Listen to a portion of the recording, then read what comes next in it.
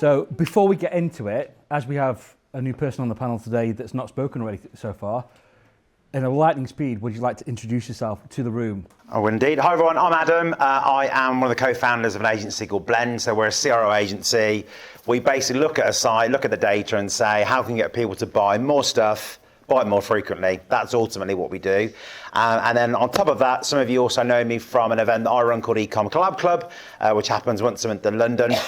And obviously these fine gentlemen have obviously been a big part of that as well, and been part of it in terms of coming and appearing at it. And that happens once a month in London. So yeah, that's me. Fantastic. Thank you. Thank you for the lightning as well. So today's topic is the silent killers of, I'm going to say e-commerce. The website says commerce, but I'm going to keep it to e-com. We've heard today a lot of stuff, a lot of acronyms, a lot of things that have been going on. One thing that's sort of been consistent is that e-commerce is up and down at the minute. So with that in mind, and I'll give you all a chance to answer this, what do you think the biggest silent killer is in e-commerce right now? I'll start at the end with Anil, because he looks deep in thought. It's a really tricky one, because I spoke about operational excellence, so it's not necessarily e-com specific. At the moment, so and I'm not answering your question, I'm going to answer my own question, unfortunately. I'm going to answer it from a business perspective. So we're getting hammered, right? So we're getting hammered with NI, we're getting hammered with minimum wage, cost of advertising costs are shooting up, people aren't getting the same ROAS cost anymore, so guess what's happening? People are spending more to try and acquire it, and so you're then battling, so there's a bidding war within ourselves, so we're forcing the prices up, and it's this perpetual cycle. Yeah, and so it's becoming increasingly more difficult. Rent rates, all those sorts of things. I could go on. Minimum wage has risen 60%. You know, impacting on your warehouse, impacting your staffing costs, all of those sorts of things, and they're huge struggles at the moment. You look at Jules B only yesterday, sort of announcing, cracking brand, unbelievable, and it's a real shame. But we'll lose more and more brands, and it's going to be tricky, and so therefore now is the time really to start looking at those efficiencies and making really difficult decisions. And when I open a trade meeting, the first question I ask is, what's the profit? I don't talk about the sales is a secondary thing. But what I'm looking at the moment is, what was the profit? Because it's very easy. Most brands in here will get pressed. You guys will get squeezed by annoying people like me to say, right, where are the sales? But that's not the right question. The question is, what was your profit? And in order to drive the sales, guess what you'll do? You'll do a promotion. When you do a promotion, you do a markdown. Your markdown impacts on your GP. Guess what? You're making less profit. So all of a sudden, it's this perpetual cycle. And so it is about this operational efficiency. If you look at, I love to look at a P&L because I'm a massive loser, right? And I live and breathe the P&L, right? I studied accounting finance, worked in marketing and ecom for years. I will always look at the P&L. Your biggest cost on that P&L line is your inventory cost, right? Your cost of goods. That is where you will undoubtedly spend the most money. But if I sat in here now and said, and you'll all know what your best sellers are. What's your worst sellers? What's your GP? What's your exit strategy? What's your rate of sale? Are you going to carry too much stock? What's your carry forward stock? Are you going to close on the right number? These are all questions that you need to be able to answer. Yeah, and it's not sexy. It's not exciting, but I promise you it pays the bills. And at the end of the season, as long as you're not holding that stock and you've made plans, because you can plan throughout, most people will wait till the end of the season to do these massive markdowns. I'm holding this stock. Well, you should have known you were holding this stock. Why didn't you do a silent markdown halfway through the season? You know the rate of sale. What's your stock turn? They're not sexy questions, I get it. But I promise you, it will have the biggest impact on your bottom line more than anything else that you do. And it won't be favourable to say this because I'm in front of people in marketing and ecom. We play around the edges from a marketing point of view. If you can manage and optimise your inventory, I promise you will see a significant chunk of profit. My GP this year is up 15 points year on year.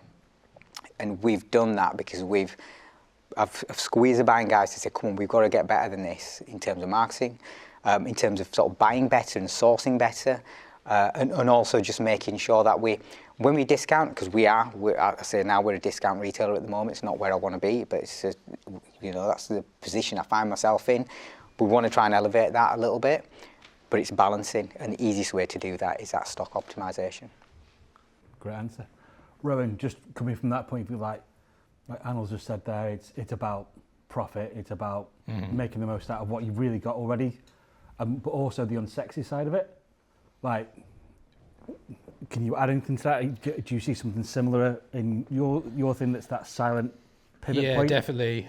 In terms of the unsexy side, I think it's the comms and internal processes that is the silent killer. In the best way possible, the barriers to entry in e-commerce are so unbelievably low. Shopify out the box, or even if you want to build a site through Lovable, it's like can be done in an instant. And as the barriers are so low, it's really those internal processes that people know, okay, this is my function, this is kind of where I stop, this is what I've got agency over, is the part that really helps you be able to act on things. Instead, it's all those ideas that kind of die a death by not knowing where it goes to next and what the next step is. There's an example from like the Ritz Hotel, and they've got a rule called the $2,000 rule, which is if there's an issue and it costs less than $2,000, anyone in the company can action that and help out customers. So if that's an example was like someone the family lost a teddy bear and they like flew to the other side of the world back home, and they shipped it out to them. And it's anything that will be able to act on quickly. And I don't think probably not many brands in this room can have a $2,000 rule, but you can easily have a 100, 200. So being able to understand, okay, this is what I can action without then having to escalate it to, I don't know, senior marketer, head of marketing that's really approving all these like quite basic decisions that really on a person-to-person level don't really need to be escalated that far. So it's all like the unsexy internal comms and understanding where your agency lies within the business. Great answer. Going to Adam, because like me, I know we use the term crow to describe what we do, but that's probably not really a fair description of what our agencies do.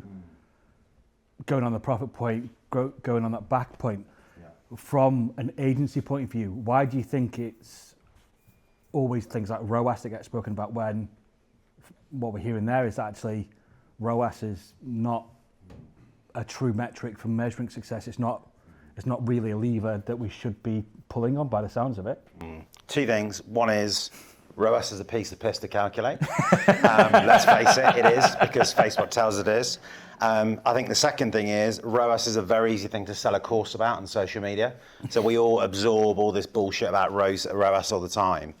And I think what I find is that when I get into kind of a sales call environment, my second question is, what's a profitability target? And the answer usually is and again, sorry guys, not to offend anyone, but most e-commerce directors, we just want to grow. Well, what the fuck does that mean? Because ultimately, if you're going to pay my team money to get you to a point, you need to be able to see whether we've done the thing that we said that we're going to do.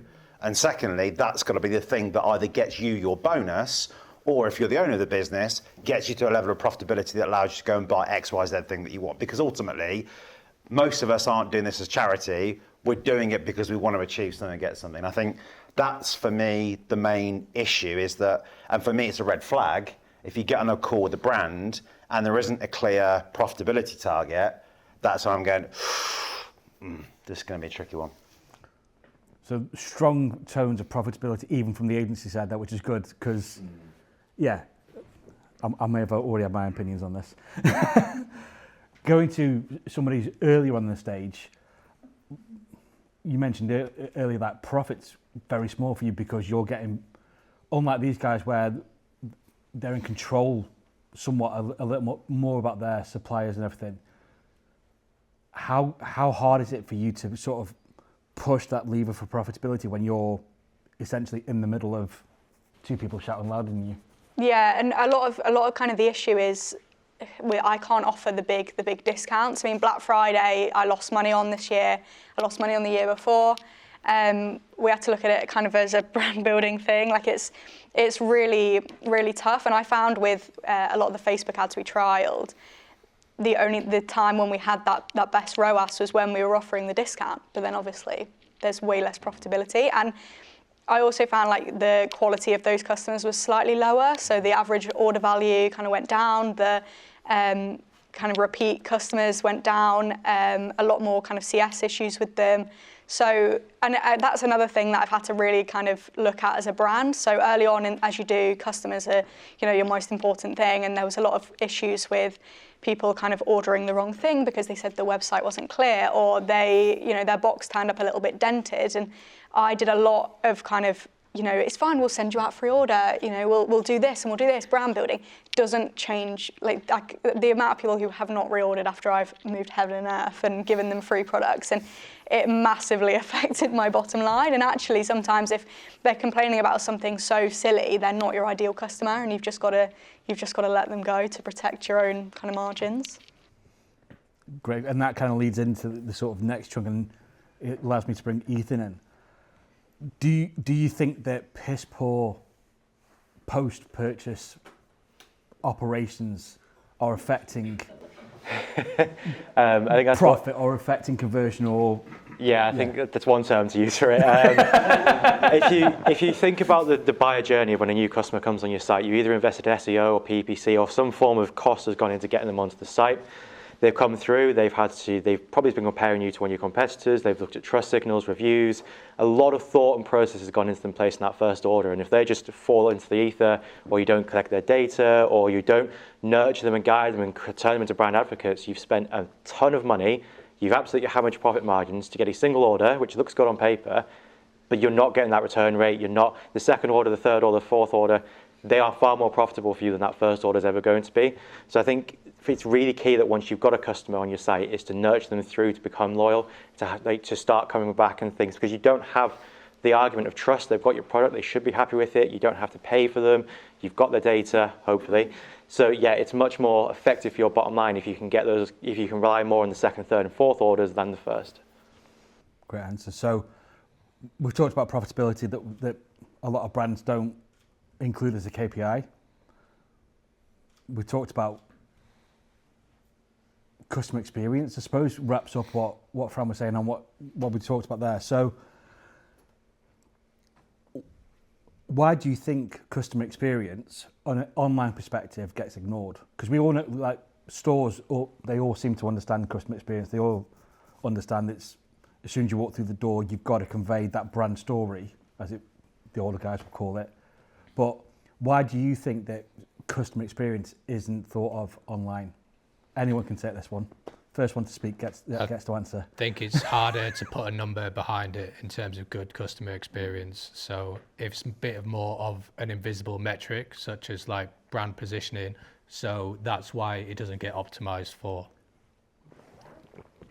So if you were to sort of challenge that, to give a little bit of a contentious point of view, is it truly unmeasurable, or is it people haven't got the time or haven't figured out how to measure the impact of customer experience? For me, it's like you can measure it like CSAT or something like that to understand it, but can you put a pound note behind it? That I think that's what Mo's getting at in terms of a measurable metric. So it kind of get pushed down, lower down the priority list, as opposed to other elements where you can really see, okay, great, email marketing brought in this much, or this promotion that we ran that brought in that much. So that's why I'd say it's harder to put a pound note behind it. Important nonetheless, but in terms of priority, it can often get pushed further down the list. I think the other thing as well is like if you have a business whereby there's maybe a head of brand, there is a CFO or financial advisor, and then there is maybe a CTO or tech advisor, their understanding and visibility of what CX is always very, very different. And I'm sure like many agencies have been in a room where the head of brand is saying there's absolutely no way you are doing that thing to our website. Whereas the CTO said, again, hang on, but we need to do this because, and then the CEOs go, from a bottom line point of view. And then, I've sat there sometimes, like literally like, shall I just leave and come back when you guys have figured out what it is? And I think that's the problem. I think it's the biggest problem in e-commerce, and is that we have lots of terms and definitions, and they mean different things to other people. to lots of different people. So, for example, my definition of what CRO is probably different to what yours, Matt, is because there isn't an agreed thing of what each of these terms that we throw about there in LinkedIn posts actually means. So yeah, it drives people mad, especially when you're trying to sell to them in my situation. That's a good point. A lot of these terms like ROAS, POAS, anything else you can get out of a fucking agency guide to dictionary, they're quite broad, aren't they, really? Do you think that's something that we need, like, talking from the agency side to help brands, do you think that's something that we need to change in the way that we define it and the way that we talk about it? Or do you think it's on the brands to define it so that agencies can then deliver against it? I mean, I think the thing is, like, and I said this to many people over the past few days, like, we have a lot of American brands that we work with, and they are a lot more direct than British brands are. And I think as people, as Brits, we go, well, whereas the rest is like, no, we need it to be this by this date by that. And it's a lot clearer. So I think there's two sides of the relationship. And I think, one thing that Anil said earlier on about is that when he looks at the organisation, the agencies are part of that org chart, this is also part of it. Because your expectation of what an agency is going to do is probably very high, but equally their understanding of what they need to do is also high, and that their definition of what they're going to do is probably a damn sight clearer. So if we just scrap all the bollocks and get to the point of, like, this is what we're aiming for, we all agree with it, I think we're all going to be in a much better position. So on both sides, cut the shit, basically. I think it's a really important point, actually. So I've been on both sides, so I do non-exec, and then I also obviously chief exec at Morda. And I work with a few people, and one of the things I've been told I'm very good at is serving a shit sandwich. Right? And I will be brutally honest to owners, whether they like it or not, because I'm paid to tell you the truth. And whether you like it or not, this is what you need to do. So I remember working with a client about a year ago. Looked at the P&L really quickly, said, you're overpaying there, you're overpaying there. You can save $250,000 really quick. You can look at a P&L, you know exactly what you should be paying for stuff. And I said, your GP's way out, it's out of whack. I said, you don't have a business, you're just moving stock around. And just looked in shock. Right? And I said, you don't have a business unless you fix it. Right? You're just moving stuff around at this point.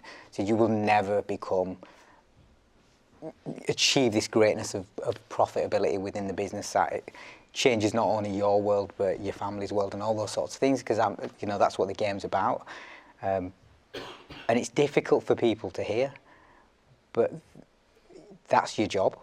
Your job is to give advice, whether people like it or not, and be brutally honest if you are 100% certain that you're correct. And I think that's where the agency and retailer or partnership is quite challenging. A retailer will happily hammer an agency. Oh yeah. But I want an agency to give me some shit back. Right, so when I used to run the marketing team, and we'd have a budget, and they'd be bullish and stuff like that, and I'd open the meeting and say, right, here's my P&L, this is what we're going to do, and I'd say, this is your opportunity to tell me if we're going to hit these numbers. Don't just nod, because they're all nodding and say, no, yeah, we get it. And I said, these are numbers, they're not my numbers, our numbers. Speak up now or forever hold your peace, because what's going to happen is if we don't hit the numbers, I'm just going to give you shit all year, right? So tell me now if you're not going to do it. And because it's our numbers, I might make some stuff up, but you're smarter than I am. So you tell me if I'm right or wrong, because you're the experts. And I think that's where the dialogue needs to change a little bit, where you have to be bullish. You're paid to be bullish. So tell people what the hell's going on, because in the long term, they'll appreciate it. Because all you're trying to do is, I just want success for you, and that's it. And I think that's where I think agencies always sort of try and toe this very fine line, and I think don't worry about it, just crack on.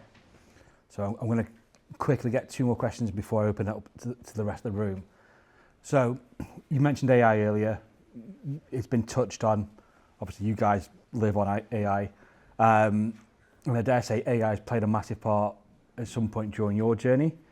Do you think AI is making brands weaker when it comes to their e-com ability, or do you think it's actually quite empowering? Not when you obviously let it write product copy and it's got dashes everywhere, but if you're using it for workflows, for business intelligence and stuff like that, does it have value? Has it helped you? And if so, have you got an example of where it's helped in a positive way that's not cheap and shitty, ChatGPT, copy and paste? Yeah, I mean, I obviously am at the point where I can't afford to work with agencies, so I'm having to do everything in-house, and I use ChatGPT absolutely every day. I get it to basically roast all my content, look at my hooks. I analyse everybody else's content as well. It helps me write kind of like email ideas, blog ideas, just absolutely everything. But also, what I've kind of helped it like recently is now we're kind of looking into paid ads. Again, can't afford that agency. So it's helped me kind of come up with the campaigns and the ideas and how to kind of structure it. And even, I mean, retargeting, like I didn't realize that you could track as much as you did. Like when I was retargeting, I was literally going on like website visitors rather than like email lists, like everything else. Like, so yeah, I've actually found it really helpful, and everyone's probably cringing as agency owners because I'm not saying it's taking your jobs, I swear, but just it's helped me when I can't afford to come to you yet. Anyone's got an opinion? I think from my standpoint, it's about the efficiencies. So within Salesfire, a lot of my time was spent with what would be really small inquiries. So how do I build this segment? What does this mean? What does this look like? And what we've done is basically trained an internal AI model, fed it all of our data. Because again, that's the one limit we find with most AI models is it's trained on trillions of pieces of data, but none of it's yours. So we trained it on how our segment builder works, how our tech works, how our product works. And now when I get a product request, it just goes straight into there. It'll output what I've told it to output. But it's saving me so much more time where I can actually come and start working on deeper level technology that we actually benefit our customers and spending less time just dealing with shit inquiries, essentially.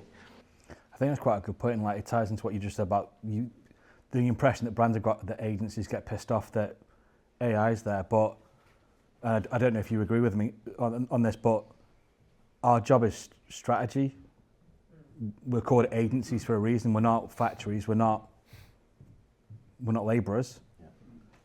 We've obviously had that role in the past because there was nobody to do the labour inside of it, but surely it's a good thing for agencies that brands are aware of this, because now we can focus on strategy. We can focus on, well, how do we get you from A to Z, rather than, well, we know what A and B look like, we're going to go and do that for a little bit, you're going to waste a load of money on it, and then we're going to come back to doing the rest and you've run out of money. I think that is right. I think, look, I'd be interested in the brand thing as well, but when you're at a stage where you're paying an agency, surely what you're paying for is the smarts. The doing stuff is becoming less and less valuable. And I think that's something that we've had to switch on the past sort of 18 months ago. Look, you know what? The value of building a landing page now is actually pretty low, but it's about saying, okay, what did it do? Why did it do that thing? And then what do we need to do then to get more cash out of this thing? And I think that's where agencies are going to survive, because at the moment, AI doesn't do that to an extent where it can understand the whole story and then tell you structurally what you then need to do and then do it for you. So it's kind of in between thing. But I think, look, one of the things I would say is that for any business in here, whether you're a brand, an agency, tech provider, is something simple whereby we kind of call it a second brain. So we have this for clients, is that when they come in, we ask them for their brand guideline, we put all their content in, we put their emails in, and effectively what that becomes then is a bit like kind of a QA/QC tool where you say, look, I've got this idea for an email, if you're an email marketing agency, or if I've got this idea for a landing page, here's the copy that I'm thinking about, how closely does this align with the content that we've got already, and it will give you a score out of 100. So simple stuff like that, it's not going to take you that long to set it up, and you can just keep feeding stuff into it. That stuff like that, if you're not starting with AI, use that as a tool to, go a bit beyond, the kind of the content piece for ChatGPT, for example, would be my advice. Nice, I like it. Last question before I open it up. What do you think the biggest friction for eCom is in 2026? And I'll leave this to the three brands, because we should know. Roman's thinking deeply. I think the biggest friction for us is as we kind of mentioned a few times, it is such a hard, difficult trading environment, and especially when you're looking at what other people doing, getting on the treadmill of discounts, a lot of Black Friday, the amount of extra discounts I saw, people dropping extra 10s and extra 20s, and then you feel that you've got to kind of compete with that pace. The friction of that is it devalues the brand so much, and it trains customers to wait for a discount. So the key piece is really is being able to do those. Yes, you kind of need promotions to keep things ticking over and to keep people coming back to the site, but not hammering it to all customers all the time on all products, being a bit more selective. So if it's a category, if it's a segment of customers, instead of whacking it mass market, which will then devalue the brand long term. And people aren't buying, especially in fashion brands, for the discounts for the most part. It's because of the identity behind it. So that's the biggest friction that I see within e-commerce. Fran, very quickly, if you want to, what friction are you foreseeing this year that you've got to combat? I think a lot of it's just on kind of messaging, like I kind of mentioned earlier. You know, my brand it's essentially a luxury. It's not going to make you healthier. It's not replacing anything. So it's kind of looking at the messaging of why people should spend £40 on some iced tea that they probably don't have. So that's kind of why I've gone down the replacing alcohol route, and a lot of it again is on supporting. So like my kind of hero ad at the moment is found a story, and that's just something that I pump out in like with about 1,000 different hooks, because that is why people will buy me over Lipton. Like they've got no other reason to spend that extra 30p a can other than they want to support a local young girl. I like it. So I'm going to open it up because I've literally got 90 seconds. Anybody got any questions for the amazing panel?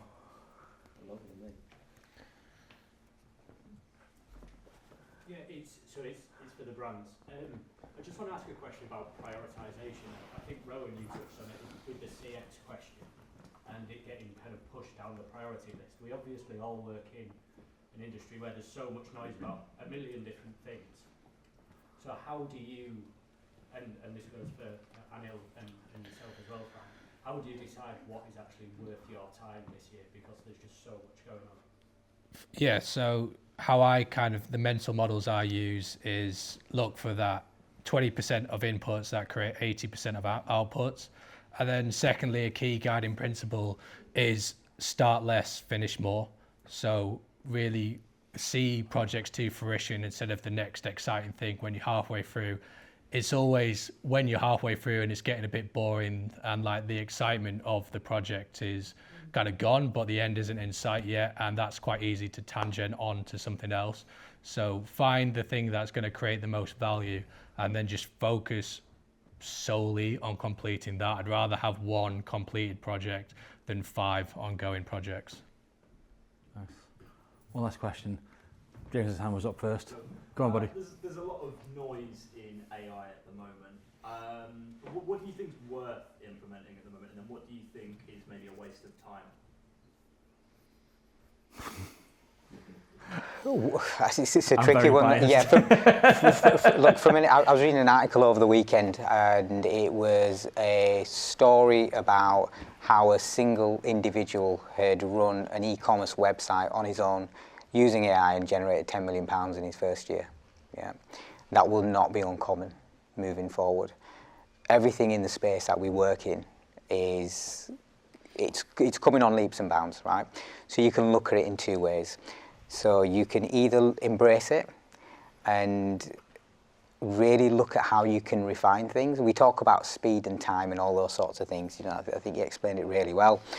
And I've always had a saying in my team, I said, give me 90% of the solution in 50% of the time. Because what I found is that last 10% will take up almost double the amount of time.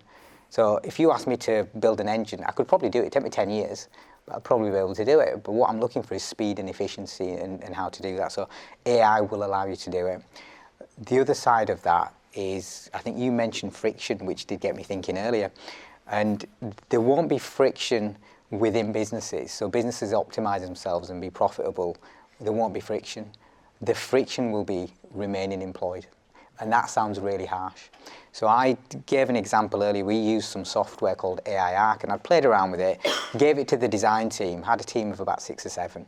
It was incredible. They were like, oh my God, that's amazing. First thing the first person said, oh shit, I think I've just lost my job. And I sat there and I tried to explain, the value you give to me is knowing what the next big thing is. I want you to be out on the streets and knowing what the trends are, seeing where that's your value, not you colouring in 10 different shoes in 5 different colours, right? Half that team left because they didn't see the value, they panicked. And you'll have leaders who look to replace and you'll have leaders who look to inspire. And you don't know what type of leader you've got in your business. So what I would say is embrace it. Someone describes to me AI is like a tiger. You may not need to be the best at it, but don't be the last one in the queue, right? So just upskill yourselves right now. Take it as an opportunity to learn and just refine your roles. But just remember, it's giving you time to do the stuff you love, not trying to take stuff away from you.